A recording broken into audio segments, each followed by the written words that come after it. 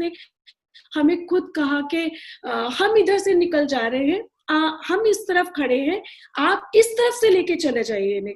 जब वो माइग्रेंट्स जा रहे थे तो मारपीट जरूर हुई है उनके साथ, लेकिन दूसरा पहलू भी पुलिस का देखने को मिला कि उन्होंने हमसे ये कहा कि हम अपने जो अधिकारी हैं उनके अधीन हैं और हम उनकी बातों के अगेंस्ट नहीं जा सके। जो हमें बोला गया है करने के लिए हम जस्ट वही बोल रहे हैं, इसलिए कि आप भीड़ को यहाँ से लेके जाओ। जब माइग्रेंट्स जा रहे थे और उन्हें डंडे मार के भगा रहे थे ये गाजीपुर बॉर्डर की तरफ, फरीदाबाद बॉर्डर की तरफ, कई सारे बॉर्डर्स पे मैं जा रही थी, तो उन्होंने बोला था कि हमारी मजबूरी है, हम इनके तकलीफ को देख के बड़े दुखी है, लेकिन हम बंधे हुए, तो हम इस तरफ मुंह करके खड़े होते हैं, आप पीछे वाले जगह से चले जाइए। तो दो पहलू देखे गए थे पुलिस के। वो खुद भी इस बात से परेशान थे क्योंकि उन्हें लाठीचार्ज करने का ऊपर से ऑर्डर था, जो कि वो नहीं करना चाहते थे। ये चीज थी।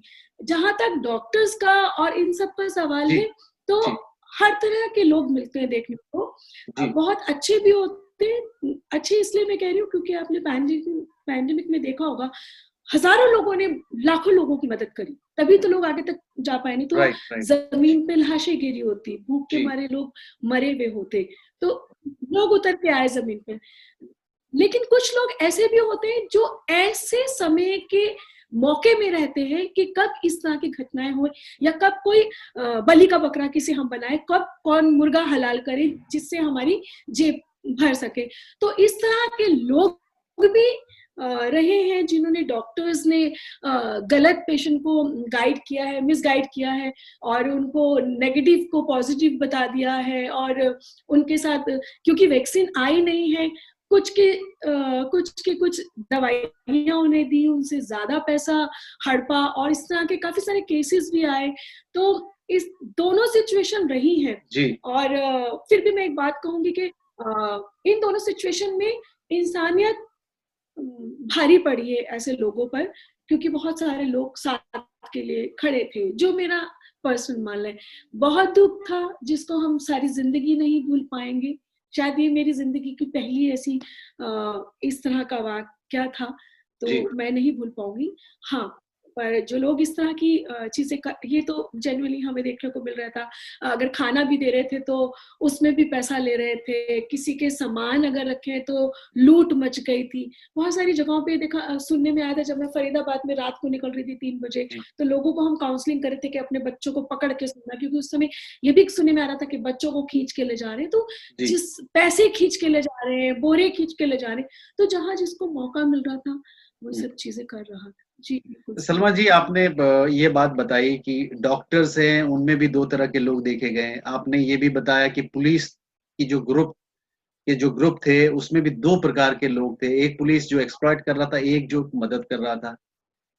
तो आपसे उसी बात को मैं थोड़ा आगे दोहराना चाहता हूँ कि पॉलिटिशियंस में आपने कैसे लोगों को देखा, कितने अच्छे लोगों को देखा और कितने बिल्कुल बताएं। मैं ये पूछ रहा था कि आपका क्या ऑब्जर्वेशन रहा। आपने डॉक्टर्स की बात कही, आपने पुलिस की बात कही कि दोनों तरह के लोग थे इस ग्रुप में, तो पॉलिटिशियंस के मामले में आपका क्या ऑब्जर्वेशन है? वो कितने प्रोएक्टिव थे, वो कितनी मदद कर रहे थे, या चुपचाप अपने घरों में बैठे थे? आपका क्या ऑब्जर्वेशन है? देखिए, मेरा ऑब्जर्वेशन वेरी क्लियर है कि मैंने पॉलिटिशियंस को बिल्कुल भी आगे सामने नहीं आते हुए देखा। अगर पॉलिटिशियंस सामने आए होते, नेता लोग अपनी राजनीति ही करने के लिए सामने आए होते, तो जो दुर्दशा उन गरीबों की हुई है, उन तमाम लोगों की हुई है, शायद वो 25% तो कम होती, अगर वो जेन्युइनली उनकी सपोर्ट में आए होते। क्योंकि देखिए, देश इन्हीं राजनीतिक लोगों से चलता है, नेता ही डिसीजंस लेते हैं, नेता ही सब कुछ करते हैं, है ना, सरकारें सब कुछ करती है। शाहीन बाग को लेके करी थी बहुत सारी चीजें, ये जो मुस्लिम की जब जमाती हाँ, उनको लेके चल रही थी, तो सरकार को पहले से सब चीजें पता थी। सरकार ने किसी भी तरह की कोई भी स्ट्रेटेजी प्लान नहीं की। जब उन्हें पता था कि अगर वो लॉकडाउन लगाने वाले हैं, सडन से तो नहीं होता ना कि नींद से उठे और एकदम से बोल दिया कि आज बंद, जैसे नोटबंदी करी थी उसी तरह से लॉकडाउन कर दिया, आए और लॉकडाउन लगाए। जब खाली घंटे पीटने के लिए समय दिया गया था, तो उस दौरान में एक हफ्ता हमारे पास था, तब ये कहा जा सकता था कि जो जाना चाहते हैं या जो निकलना चाहते हैं उनको मौका था। तो शायद इतना जो भवंडर, इतना जो तमाशा हुआ, देश में जो हाहाकार मचा, शायद वो नहीं हो पाता। क्या इतने बड़े ओहदे पे बैठ के आप स्ट्रैटेजी प्लान नहीं कर पाए लोगों को लेके? क्यों? क्योंकि वो गरीब थे, उनके पास आवाज नहीं थी, वो आपके आगे बोल नहीं सकते इसलिए। लेकिन भूल जाते हैं लोग कि उन्हीं लोगों के कारण आज ये अपनी कुर्सियों पे बैठे हैं। तो नेताओं ने कहीं भी कोई रोल अदा नहीं किया। हाँ, कुछ एक सोशल मीडिया पे मैंने फोटो देखी जिसमें कोई एक केला देके फोटो खिंचवा रहा था, तो कोई एक सेब देके फोटो खिंचवा रहा था, या कोई 1 किलो की थैली आटे की देके फोटो। ये काम तो बड़ी ईमानदारी के साथ नेताओं ने किया है, जो काफी ट्वीट भी हुआ है, बहुत सोशल मीडिया पे भी गया, उसमें ये पीछे नहीं हटे हैं। बाकी जो इन्हें करना चाहिए था वो कहीं नहीं किया गया है। नहीं तो आपको क्या लगता है, ये बिल्कुल इनसेंसिटिव है, या इनके पास पॉलिटिकल विल नहीं है, या बहुत डरे हुए थे? क्या कारण है? सर, 1, 2 और 3? ये इनके अंदर इंसानियत नाम की कोई चीज नहीं है, और ये घुस बैठी हैं और घुस के बैठ गए हैं, और इन्हें मतलब नहीं है कि देश का आदमी मर रहा है या जी रहा है। इनको इन सब चीजों से मतलब नहीं है। इनको सिर्फ बड़े पैसे वाले और एसी में जो आराम से बैठे हैं, जो चांदी और सोने की सिक्कों से खेल रहे हैं, इन्हें सिर्फ इनका लिंक सिर्फ वहीं से है, क्योंकि ये जानते हैं कि ये पैसा लौटा के वोट पावर ले आएंगे। बहुत सारी चीजें हैं जो ये कर लेंगे। इन्हें जमीनी हकीकत से कोई लेना देना नहीं है। ये मुझे कहीं से इंसान भी नहीं लगे, क्योंकि जिस तकलीफ में मुझ जैसा इंसान कैंसर पेशेंट होने के बावजूद जमीन पर आकर अपनी मौत के खौफ को पीछे छोड़कर लोगों के लिए उतर सकता है, तो इनके पास तो बहुत कुछ था, बहुत कुछ था। यहाँ तक कि ये इतनी सारी बसेस की सुविधाएं जो उन्होंने बाद में की, उसी को एक स्ट्रैटेजी बना के पहले कर सकते थे। मैंने वो मंजर देखा है कि लोग रात को 3 बजे भी जाके स्कूल की लाइन में लगे हैं कि सुबह जब पौ फटेगी तो हमें खाना नसीब होगा, और कोई खाना नसीब नहीं हुआ। रात के 1:30 बज जा रहे, यहाँ से वहां भाग रहे, वहां से यहाँ भाग रहे, लोगों को खाना तक नहीं मिल रहा। एक रोटी के दाने के पीछे एक इंसान को कितना भागना पड़ रहा था, क्योंकि मैंने अपनी आंखों से देखा है, रात भर लोगों को रोते देखा है। रात को 2:45 बजे नेहरू प्लेस के बस स्टैंड के पास कुछ लोग, जब मेरी गाड़ी वहां खाना देके निकल रही थी, तो पीछे से बहुत तेज के चिल्लाते हुए लोग भागते हुए आ रहे थे। मैं गाड़ी में बैठ चुकी थी, मैंने रोका कि पीछे कोई आवाज दे रहा है। हमने उतर के देखा तो इतनी बुरी तरह भागते हुए आ रहे थे वो, और हम डर गए कि पता नहीं क्या है। तो एकदम से आके रुके और पेट पकड़ के हाफने लगे। तो क्या हुआ? तो बस यूं कर रहे थे। तो मैंने बोला, आप इतना परेशान क्यों, बैठिए, रोटी लीजिए। तो हमने उनको खाना दिया, एंड बात करते करते आंसू टपकते टपकते ये बोला कि हम 1:30 बजे पहले संगम विहार के स्कूल में गए, फिर दूसरे नेहरू प्लेस के स्कूल में गए, फिर गोविंदपुरी गए, हमें कहीं खाना नहीं मिला, क्योंकि जब तक हमारा नंबर आता था खाना खत्म हो चुका होता था, और आज भी हमें भूखा सोना पड़ता अपने छोटे बच्चों के साथ। मैं बता नहीं सकती जो तकलीफ उस समय उनकी आंखों में थी, मैं कभी नहीं भूल पाऊंगी। और जो इन सीट पे बैठे लोगों ने किया ना, शायद जिन लोगों ने इतनी तकलीफें उठाई वो जिंदगी भर इन्हें माफ नहीं कर पाएंगे। और इन्होंने सिर्फ उनका नहीं, वो जो ऊपर ईश्वर बैठा है ना, उसके कलेजे को भी फाड़ दिया है। ये बात करते हैं जाति की, धर्म की, मंदिर और मस्जिद, गिरजाघर, गुरुद्वारों की। ईश्वर किसी पत्थर की बनाई हुई जगहों में नहीं रहता, प्रतिमा में नहीं रहता, वो तो लोगों के दिल में रहता है। अगर आप मैंने सुना इस बात को काफी सेटबैक लगा आपको, काफी इमोशनल मोमेंट्स था, और I could feel it in your words, I could feel the pain. मेरा ये मानना है कि आपने पॉलिटिशियंस की बात तो कही, मैं एक बार फिर रिपीट करना चाहूंगा, उस टेक्निकल वजह से वो मीडिया वाला पार्ट हम रिकॉर्ड नहीं कर पाए थे, now we are recording that. आपको मीडिया का रोल कैसा लगा? आप इसको बिल्कुल उसी तरीके से बेबाक बताएं, व्हाट वाज मीडियाज रोल? उन्होंने पैनिक ज्यादा क्रिएट किया या इन्फॉर्म किया? आपको क्या लगता है, व्हाट इज योर असेसमेंट? देखिए, पैनिक जहां तक बात कहूंगी कि पैनिक तो था, बिल्कुल था। जहां तक इंफॉर्मेशन की बात है, जो कि मीडिया का काम है सही चीजें लोगों तक पहुंचाना, इंफॉर्मेशन वो कहीं भी सही तरीके से दे नहीं पाए, क्योंकि मैं बार बार इस बात को कहूंगी कि जब मेरा पेन किसी और के हाथ में होगा तो मैं वर्ड्स उसके मुताबिक लिखूंगी, अपने मुताबिक नहीं। तो मीडिया का जो एक्चुअल रोल था, वो मीडिया जितना उनको करना चाहिए था, जितना उन्हें निभाना चाहिए था, वो नहीं कर पाए। वो तस्वीरें, वो लोग, वो तकलीफ लोगों के बीच में नहीं ला पाए, ना ही उन सरकारों को इनकी तकलीफों से रूबरू करा पाए। ये बहुत जरूरी था कि वो एक सच्चाई को सामने लाए। कुछ एक मीडिया कर्मी, कुछ एक चैनल्स ने बहुत बेबाकी से उन सच्चाइयों को सामने रखा और उन चीजों को कवर किया। लेकिन जिस तरह से तमाम मीडिया को ये एक्शन लेके सामने आना चाहिए था, वो फिर भी नहीं लेके आ पाए, क्योंकि वो ये सिर्फ एक पर्दा सा ढांकते रहे कि ये ऐसे नहीं, ये ऐसे, ये वैसे नहीं, ये वैसे, आपको कहा गया था, आपको नहीं जाना है, आप क्यों जा रहे हैं। एक व्यक्ति जिसके पास खाने के लाले पड़ गए हो, जिसे मकान मालिक ने घर से खदेड़ के निकाल दिया हो, जिसको ठेकेदार ने धक्का दे के निकाल दिया, वो क्या करेगा? क्या आपने उन सब चीजों को भी सामने लाना जरूरी नहीं कि समझा? क्यों नहीं लाए? क्यों नहीं वो सब चीजें दिखाए? आप एक जगह ये कहते रहे कि जब आपको सरकार ने बोला था आप अंदर ही रहिए, आपको घर में सब कुछ मिल जाएगा, आपको राशन मिलेगा, आपको वो मिलेगा, आप क्यों, कब तक करेंगे?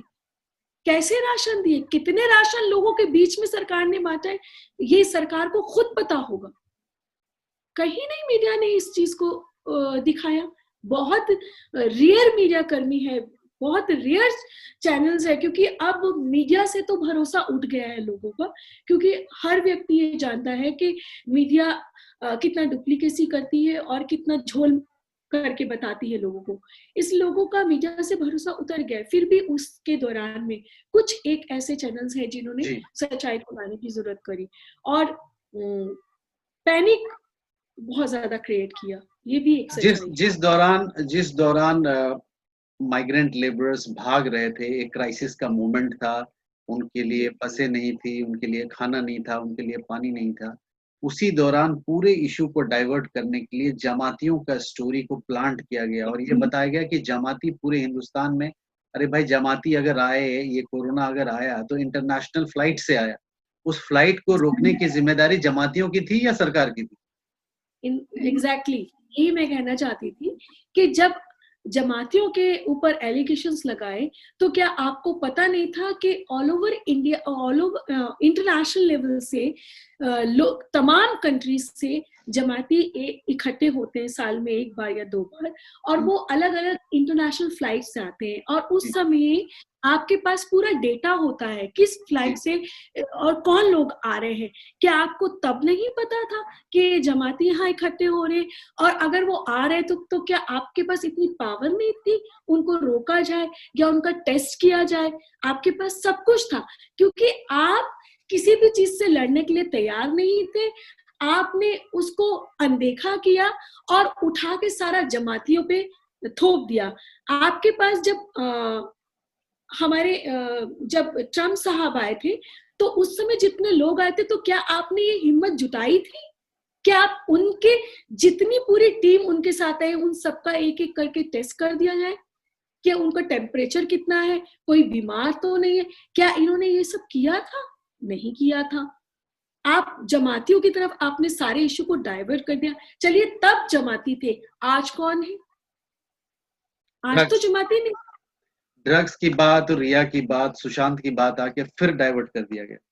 आपको क्या जी, लगता देखिए, मैं वही बताना चाहती हूँ कि हमारे देश में ये एक बहुत बड़ा चलन बन गया है कि जो पैसे वाला है उसकी आवाज बाहर आती है, और जो गरीब है उसकी आवाज को मार दिया जाता है और उसकी आवाज को बाहर नहीं आने दिया जाता। है?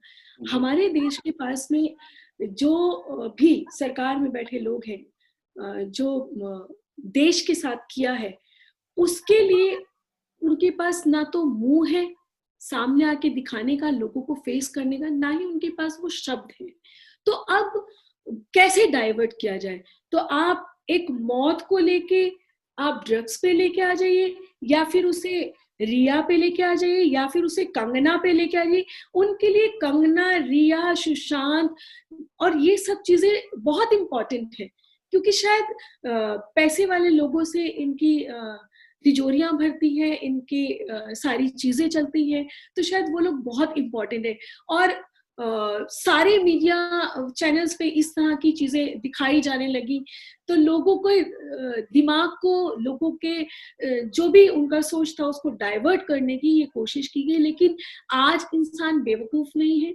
इस कोविड-19 ने लोगों को बहुत कुछ सिखा दिया है, और अगर सरकार ये सोचती है कि उनको उनके बारे में लोग आज भी पॉजिटिव हैं, तो शायद अब उन्हें इस बात को भूल जाना चाहिए, क्योंकि लोग सच्चाई जान चुके हैं। और इस महामारी के इस 11 महीने के दौरान में लोगों ने बहुत कुछ देख लिया है, समझ लिया है। तो अब ये ड्रग्स पे जाए, या किसी रिया पे जाए, या सुशांत पे जाए, या किसी भी मुद्दे पे जाए, लोग समझ रहे हैं कि इनके लिए इम्पोर्टेंट देश नहीं, देश का विकास नहीं, यूथ नहीं, जॉब्स नहीं, नौकरियां, कुछ नहीं इनके लिए इम्पोर्टेंट है। इनके लिए वो सब चीजें इम्पोर्टेंट है जो लोग नहीं देखना चाहते।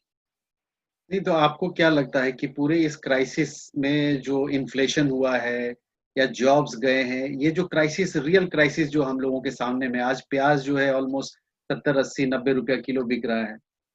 तो इस तरीके की जो इन्फ्लेशन हुए हैं उसको कंट्रोल कब तक किया जाएगा, कैसे किया जाएगा? आपने फार्मर्स इशू देखा कि किसान दिल्ली के सड़कों पे आकर के रह रहे हैं, वो रोल बैक की बात कर रहे हैं, वो चाह रहे हैं कि अमेंडमेंट्स हो। तो आपको क्या लगता है इस पूरे प्रोसेस में यूथ के मन में क्या असर पड़ा है, हमारी युवा पीढ़ी को क्या असर पड़ा है? वो एक डिप्रेशन के दौर से गुजर रहे हैं। क्या आपको ऐसा नहीं लगता है कि हमारे टेलीविजन्स में जो मेंबर ऑफ पार्लियामेंट है, क्योंकि वो चुन के आते हैं, उनकी एक मॉरल रिस्पॉन्सिबिलिटी है, चाहे वो राज्यसभा के एमपी हों, चाहे वो लोकसभा के एमपी हों, जितने भी केंद्रीय मंत्री हैं, not only prime minister of this country but other ministers also, don't you अरे थिंक कि सभी उनका एक मॉरल रिस्पॉन्सिबिलिटी है, उन बच्चों को बताएं, एक काउंसलिंग करें, उनको गाइड करें? क्या आपको ऐसा नहीं लगता है कि फिल्म स्टार्स जो करोड़ों रुपया लेते हैं एक एडवर्टाइजमेंट के लिए, जो फिल्म देखते हैं उससे इतना उन्होंने धन कमाया, क्या उनकी ज़िम्मेदारी नहीं है? क्या अमिताभ बच्चन की या सलमान खान की या शाहरुख खान की, इन लोगों की ज़िम्मेदारी नहीं है कि वो आएँ, वो टाइम स्लॉट वो खुद खरीदें और लोगों को बोलें कि आप ऐसे करें, परेशान मत हों? आपको ऐसा नहीं लगता उनको करना चाहिए जैसे फ़ॉरेन में रिकी मार्टिन करता है और बहुत सारे, ओबामा अब जो प्रेसिडेंट नहीं है, अब भी वो सोशल वर्क कर रहे हैं। क्या हमें ऐसा नहीं लगता हिंदुस्तान में ये चलन भी हमें करना चाहिए? ऐसा करना चाहिए लोगों को?